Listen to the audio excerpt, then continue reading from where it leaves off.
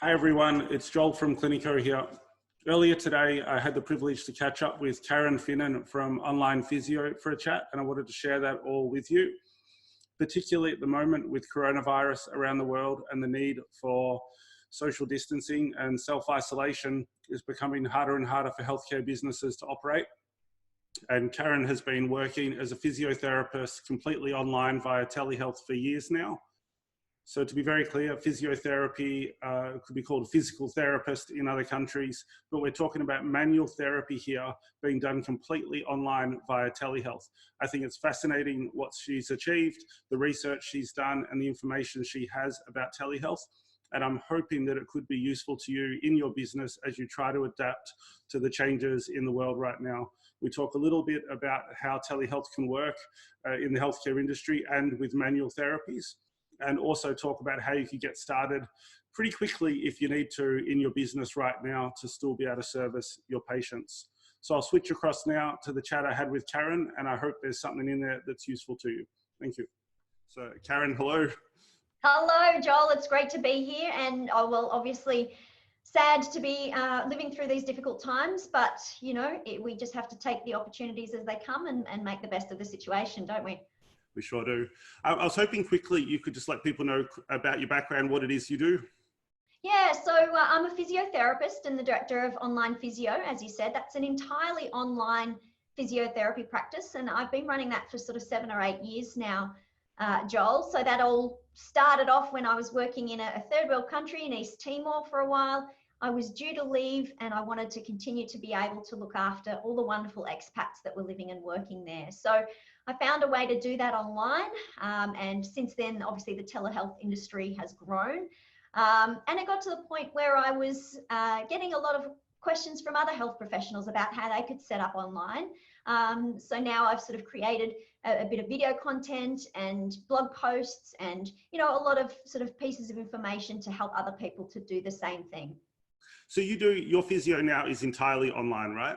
That's right. That's right. So start to finish, we see people online. How long have you been purely online physio? Yeah, so when I started the online practice, I was sort of doing it as I suppose you'd call it a side hustle, Joel. So I would work on it, you know, in my spare time and still work in a physical practice. But yeah, over the last few years, I've discontinued working in private practice and now just work on the online physio, but other sort of consulting opportunities as well. And the patients that you see, are they geographically, you know, around the world, or they're all somewhat local to you? How does that work? Yeah, so it's developed rather organically. At first, we had a really strong expat community. So these were a lot of people that were working in development or working overseas away from their home country. And then, of course, you know, we're here in Australia where we have a lot of people in rural and remote areas. And that was sort of the next big, you know, phase of people that we were able to reach out to and help. It's also evolved to where now urban postcoded people are sort of seeing the benefit of the convenience of operating online. And at the end of the day, certainly Aussies travel around the world, but English speakers also travel to non-English speaking countries. So in short, yes, we have patients all around the world. There are special considerations we have to have around that. But ultimately, that's the beauty of the digital space.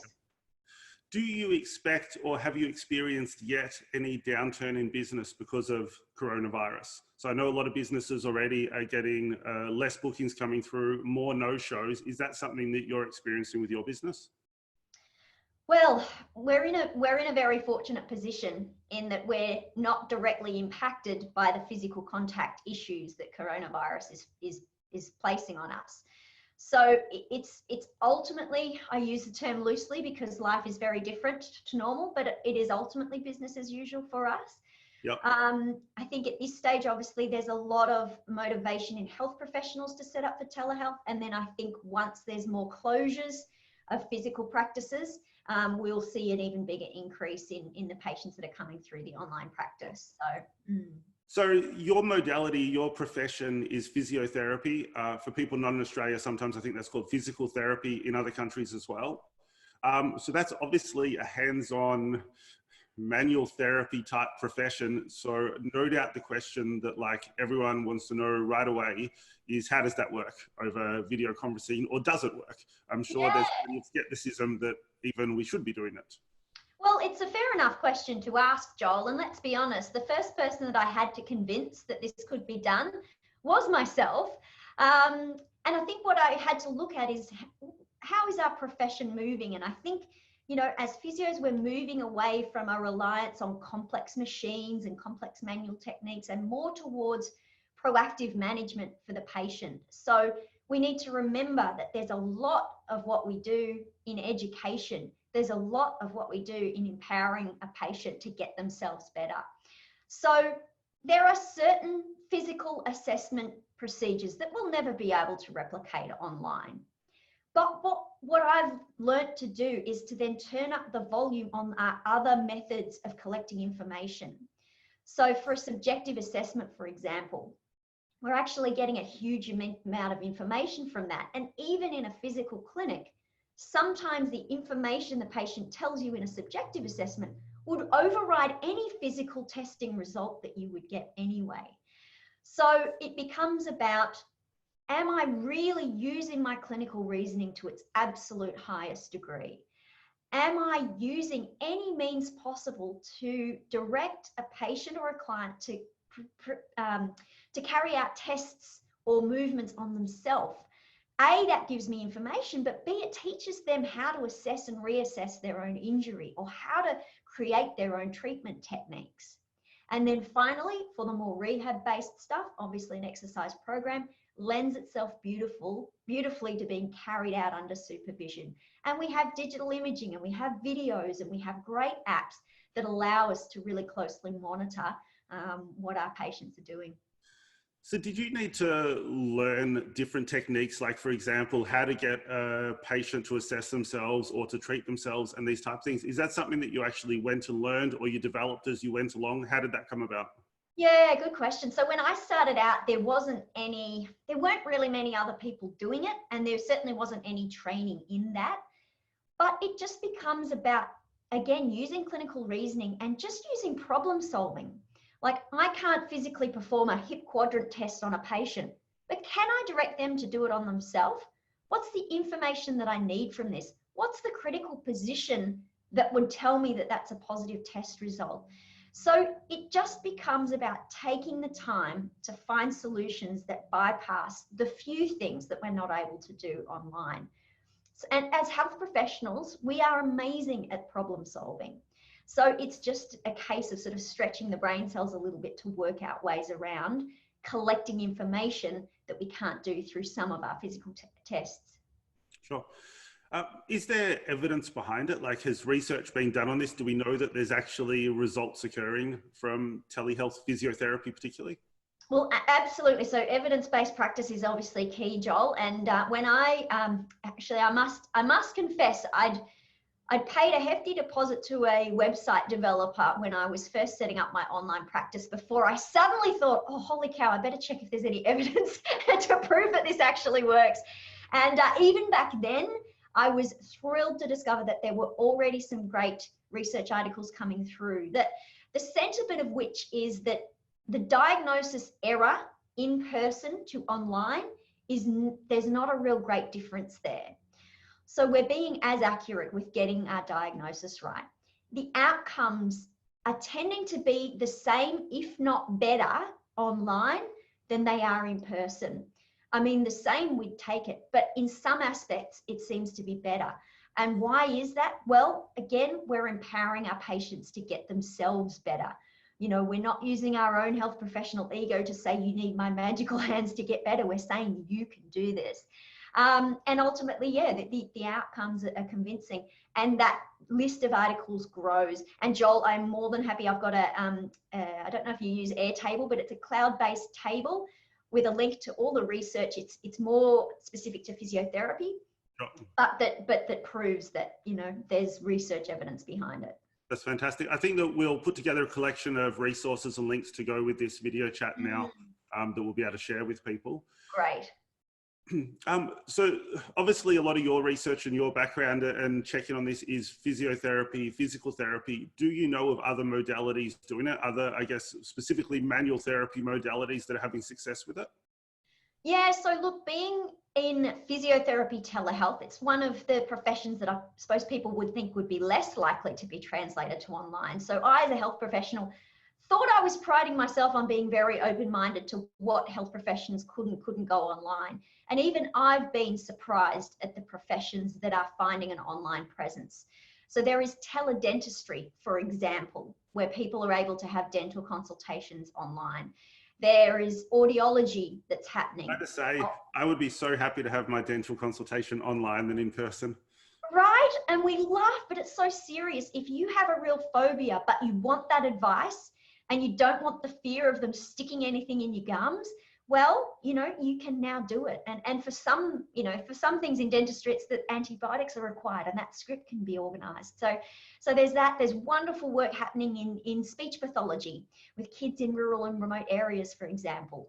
Occupational therapy, similar thing, you know, helping with child development and all of that sort of stuff. So, you know, there are a lot of professions that are finding a way to do it. And I've learned to be open-minded to say, it's not which health professions can and can't go online. It's what aspects of all health professions can go online, because there's an education component in every single health profession. So there always is something of real use that we can convey online that will help our patients. Do you, in your online physio, are you the only practitioner or do you have other practitioners? So there's a couple of other therapists that also do the consultations. So yeah, we have a little team of us, and you know, the beauty of it is the flexibility. A little like your team, Joel. It's you know, it's never lost on you the value of being able to have that flexibility in location. And look, of course, at this awful time, it's really come into its own that we're able to work from a safe Do you think there's a correlation between therapists that are able to do telehealth and maybe how long they've been a therapist? So perhaps someone straight out of university might struggle with it, whereas an experienced therapist has a better go at it? Really, really good question. And I do agree with you, Joel. So I would, if I was putting on a new therapist, I would look to people who had been at least 5 years out of uni. Because of the lack of physical touch, your clinical reasoning is crucially important. And I believe it's those skills that are honed in physical practice over a number of years that then allows you to develop what I call, Joel, the clinical gut. You don't quite know what it is, but you have this gut that says something's not right here, and that you can then follow that up and work out what the actual conscious issue is there and sort of act on it. So you're exactly right. I think, you know, there's still a place for you know, sharpening your skills in the in-person clinic and then taking all those skills online. Do you ever do any mentoring or anything via this, like perhaps where you're having this video chat with the patient, but you'll be in there as well with the other therapist? Is that something you've done? Not us specifically, but that's certainly something that I've discussed with other people who are setting up with telehealth.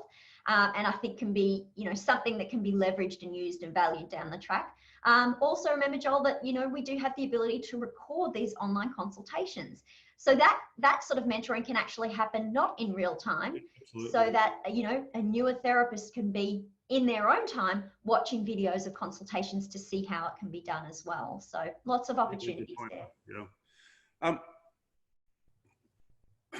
With the, maybe this is going to be more Australia specific, so I imagine that's the area you're more familiar with this, but around the funding side, so health insurance, Medicare, things like that, what's available for physiotherapy telehealth at the moment? So I do have a bit of a finger on the pulse in some amazing Facebook groups of telehealth physical therapists around the world. And what I can say is that challenges with funding is a phenomenon repeated around the world.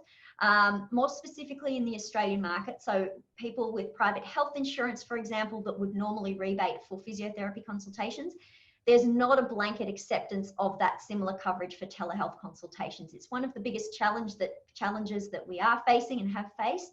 What I will say though, Joel, is that even in the last 6 to 12 months, the conversations that is happening around that are moving at a much quicker pace. And we're now at a not if, but when phase of the conversation. Now, again, silver linings to this awful situation. I think the fact that telehealth is seen as such an obvious solution at this time, there'll be more pressure on these compensable bodies to look at, you know, perhaps providing rebates for these consultations. I will say too, I'm going to use this opportunity to get in this, Joel, that at this time when maybe a lot of us are shifting to telehealth, all these insurance bodies will be watching. If they're not rebating just yet, they'll be watching to say, if we do rebate down the track, what happens? Is this care still quality? Are people doing a really good job of these consultations? So I just think we have an amazing opportunity now. We need to make sure that we do a really good quality, secure and safe version of telehealth as we make this really rapid transition. So on that point, obviously there's been people doing telehealth for quite some time. Things are moving towards getting funding for telehealth. But I guess what you're kind of saying is there's a risk now if a lot of people go into telehealth because they have to with coronavirus circumstances, that if they go in there, they don't really understand it, they do a bit of a gung-ho job of it, it could, you know, hamper the ability for funding in future for telehealth if we not careful and not taking it really seriously, doing it properly at the moment. That's right. All it would take would be a few patients to report back to a regulatory body or an insurance company to say, look, it was a terrible experience. And unfortunately, the insurers, although they know there's pressure to fund for telehealth, they are looking for excuses not to, because it's hard work to change their systems over. So we need, and look, at the end of the day, this is all about the patients. We need the experience to be quality for them as well. We've got one chance to impress them. You know, these aren't people who are willingly coming to telehealth like they do to our online practice. These are people we'll have to convince that it can be done. So we've got one chance to impress them. They will go out on a limb and do the telehealth consultation at this time where they wouldn't before, and maybe they'll then become our best advocates. So yeah, I think it's on a number of levels. It's on our shoulders to make sure we do a really great job of this, Joel. I guess something that could help in that for businesses that still are open at the moment, which I think most are still open, and they've got a decline in number of patients coming through. Telehealth's kind of not all or nothing either. They don't need to decide, okay, we're now a telehealth business, shut the doors, do everything telehealth. They could start to open up some telehealth appointments, let people book in, still see their normal patients as they do, and then do telehealth in the available slots, or a bit of telehealth and a bit of normal appointments, depending, you know, how the situation goes. But they don't need to just, you know, flip a switch and completely change across to it. Absolutely, and this brings up some really good points, Joel. So the type of situations at the moment where people may be needing to use telehealth. Perhaps a practitioner with a full caseload has to quarantine for a certain reason, and those patients would still want to have contact with that health professional. It may be that your practice is still open, but patients are starting to choose to stay away. So they might ring and say, look, I'm cancelling due to coronavirus, or it may well be that their clinic does have to shut. Now, something that's crucially important at that point is, I'm going to call it the pitch. I don't want to get all Shark Tank on you, but this is now an important window where we need to take the time to calmly educate and teach our patients about that option. So if we just said, for example, oh, you're not coming in, oh, well, we could do telehealth. Do you want to do that?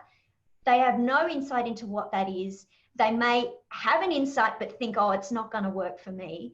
So we need to all be educated, and not just the health professionals, Joel, but our wonderful front desk staff, anyone who's having communication with these patients, about taking the time to explain and get the buy-in of people to at least give it a go. So it can be something like, oh, look, I understand that you're wanting to stay at home.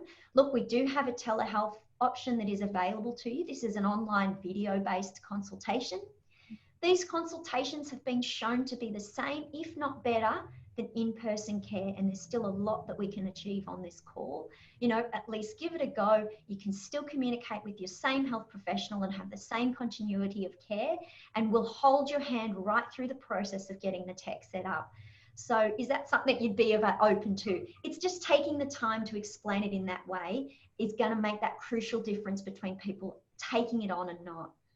Makes a lot of sense. And I guess if people are going to start to offer telehealth, also updating their website and putting maybe frequently asked questions or some information on their website about the telehealth service they're offering, because like you say, the word telehealth is a little meaningless to people. And what it actually mean? Does it mean a video call? Is it a phone call? Who am I doing it with? How does it work? All those questions that they're going to have. And whenever there's an unknown, people are unlikely to make the decision to go ahead. So giving all that information and even putting it on your website to allow people to visit your site to see it and book in online and have that information available is probably a good idea. Absolutely, I wholeheartedly agree. And if there's a little bit of idle time with cancellations, that's something that people can put a bit of time into, is setting up a bit of that infrastructure on their website. And look, Joel, I think another really important thing to note is that as health professionals with a transition to telehealth, your strategy has to come in 2 tiers at the moment. Yes, we need a rapid transition to telehealth. You need to be set up, you need to be ready to go in a really short space of time. However, this is an opportunity for you to set this up longer term for your business and to make a really quality, sustainable telehealth practice. There is much more infrastructure to put in place that will be good to do over time as well. So don't do a slapdash job right now and never follow it up with filling in the gaps. Take this as an opportunity to A, get started on one level, but B, build a more sustainable telehealth option for your business as well.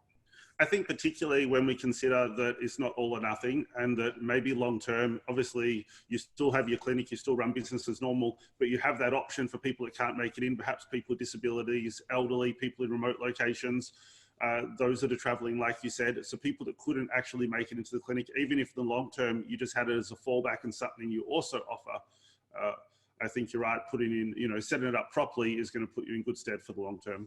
That's right. And it's quite different at the moment with this current situation. Most health professionals will be translating existing patients to a follow-up via telehealth. Whereas a truly sustainable telehealth practice also has the ability to recruit new patients entirely through a telehealth system. So that will require different things from your website, from your technology as well. So it's just opportunities to keep in mind. We'll keep the main things the main thing at the moment, but we need to also look at the bigger picture.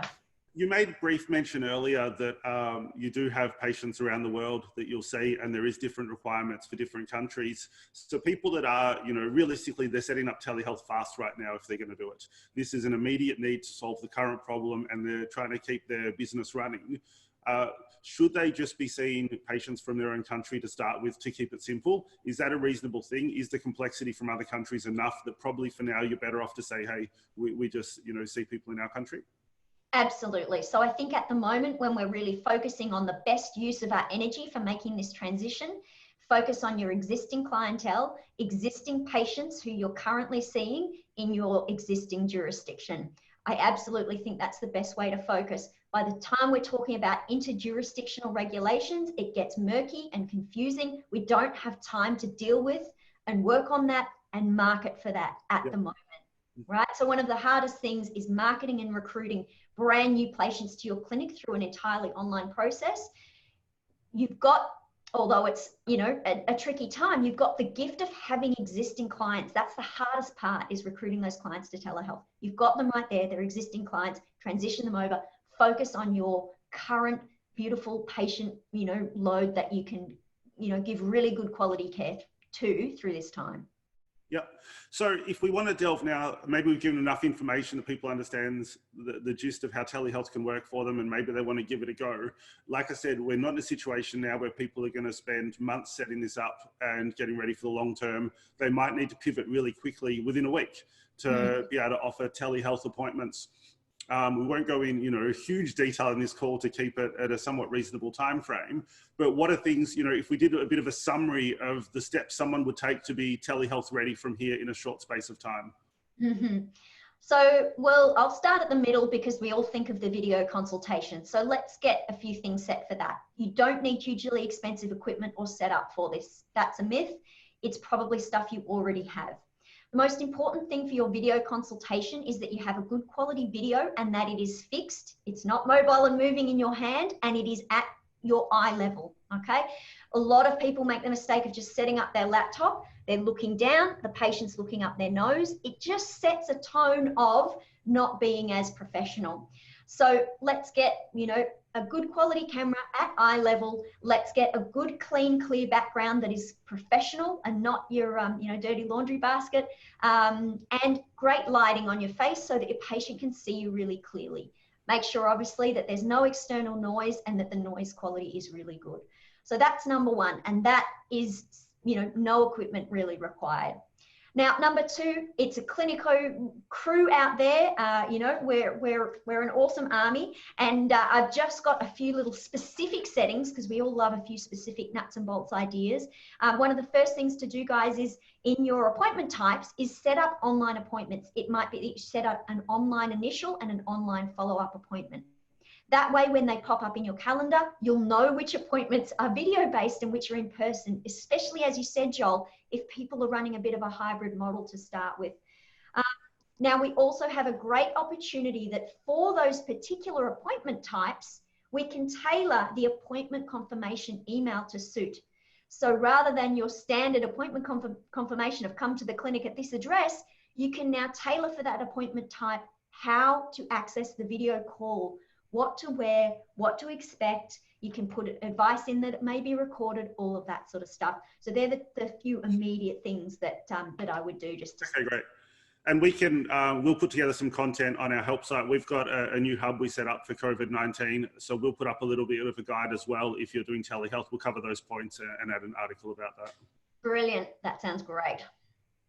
Okay, so they set up Cliniko a little bit. They've got some equipment. What next? Okay, so I guess the next step is, I suppose, the pitch. So it's you know, it's educating people and getting them to sign up for that consultation.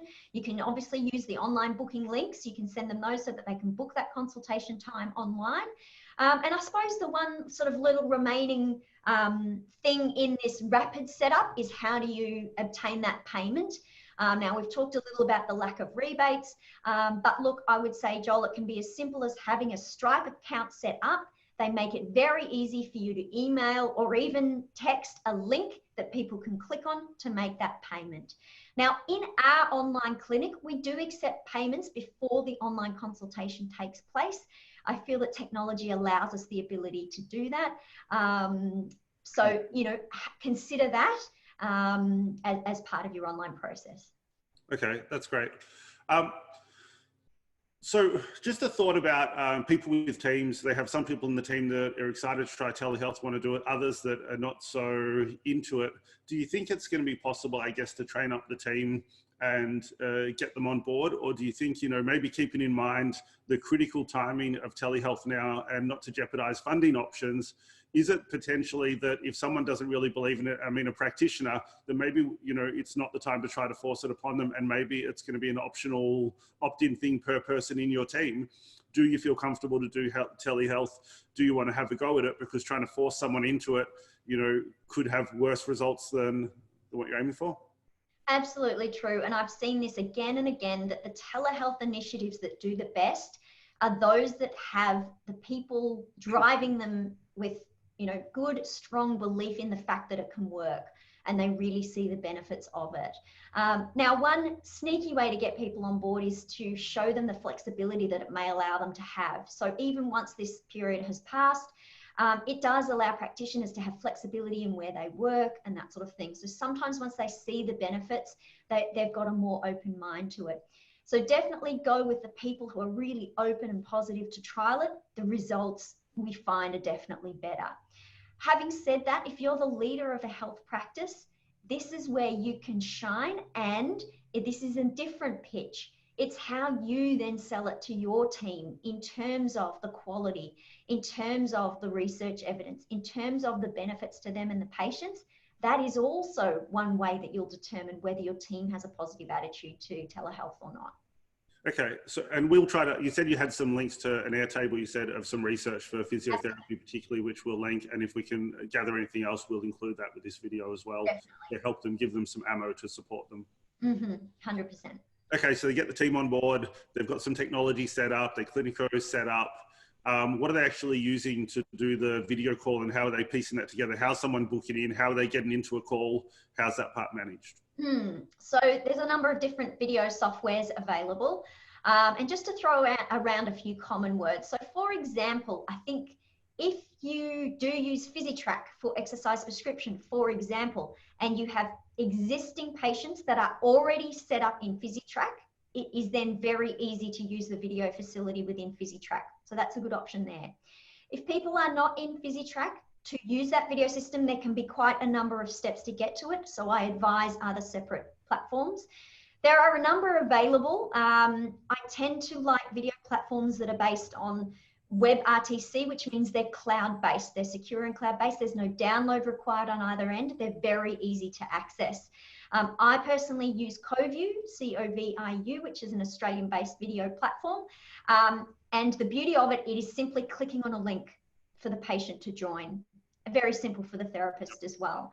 And the instructions on how to do that are in my appointment reminder email. So they have those directions already. So literally at the time, at the assigned appointment time, you both click on the link and there you are, smiling at each other and moving forward. Okay, that sounds good. So PhysiTrack, we have a direct integration with, and CoView as well. We also have an integration with, and I know they've got a help article about using CoView and Cliniko, so we'll find links for those also.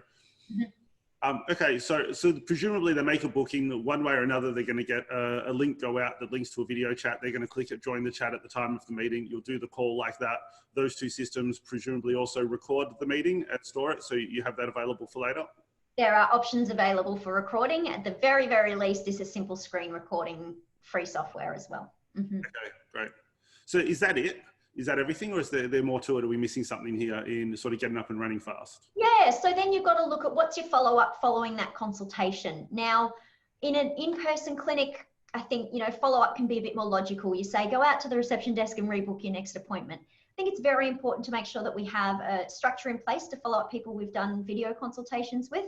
And simply in Cliniko, that recall setting can do that, Joel. So yeah, just make sure that there's appropriate follow-up involved. Now, look, I won't get too involved in the fact that follow-up can be different in the online space to in person.